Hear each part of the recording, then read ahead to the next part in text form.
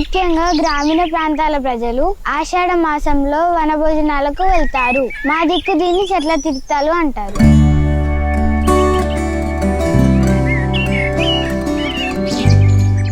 వనభోజనాలంటే ప్రకృతి ఒడిలో కుటుంబ సభ్యులు స్నేహితులతో కలిసి భోజనం చేయడం. ఇది ఆషాఢ మాసంలో ఒక సాంప్రదాయ కార్యక్రమం. గ్రామ దేవతలకు పూజలు చేసి వనభోజనాలు చేస్తారు.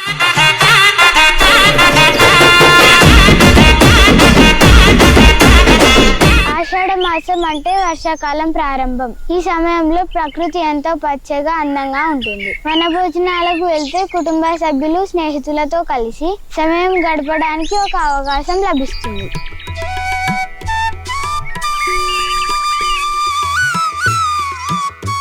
ప్రకృతి ఒడిలో భోజనం చేయడం వల్ల పచ్చదనం, ప్రకృతి యొక్క అందాన్ని ఆస్వాదించవచ్చు.